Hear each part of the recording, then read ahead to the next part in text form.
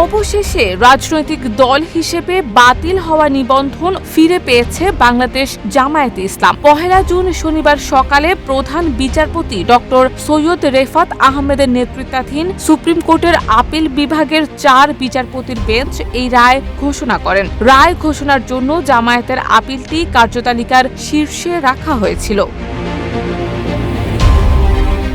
এর আগে গত ১৪ মে রাজনৈতিক দল হিসেবে জামায়াতের নিবন্ধন ও প্রতীক ফিরে পেতে করা আপিলের উপর শুনানি শেষ হয় এবং রায়ের জন্য ১ জুন দিন নির্ধারণ করা হয়। আপিল শুনানিতে জামায়াতের পক্ষে অংশ নেন ব্যারিস্টার এহসান আব্দুল্লাহ সিদ্দিক। তাকে সহযোগিতা করেন ব্যারিস্টার ইমরান আব্দুল্লাহ সিদ্দিক, অ্যাডভোকেট মোহাম্মদ শিশির মনির ও ব্যারিস্টার নাজিব মোমেন।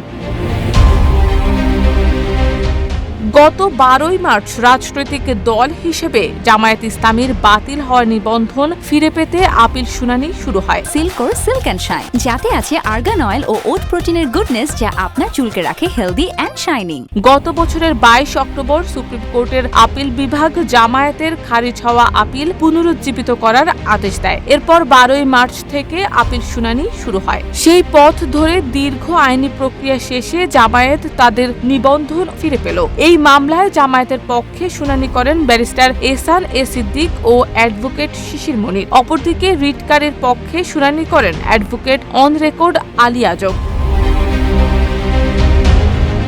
প্রসঙ্গত ২০১৩ সালের ১ আগস্ট একটি রিট আবেদনের রায়ে হাইকোর্ট জামায়াতে ইসলামের নিবন্ধন বাতিল ও অবৈধ ঘোষণা করে। এরপর ২০১৮ সালের ৭ ডিসেম্বর নির্বাচন কমিশন প্রজ্ঞাপন জারি করে দলটির নিবন্ধন বাতিল করে। জামায়াত এই রায়ের বিরুদ্ধে আপিল করে, তবে শুনানিতে আইনজীবী অনুপস্থিত থাকায় আপিল বিভাগ ডিসমিস ফর ডিফল্ট বলে আবেদন খারিজ করে দেয়। ফলে হাইকোর্টের রায় বহাল থাকে।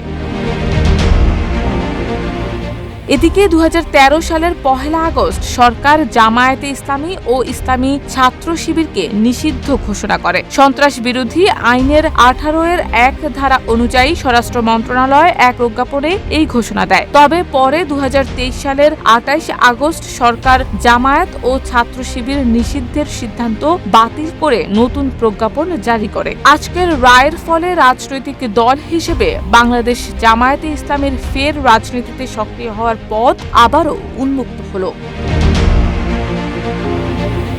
শারমিন নিশু, ঢাকা পোস্ট।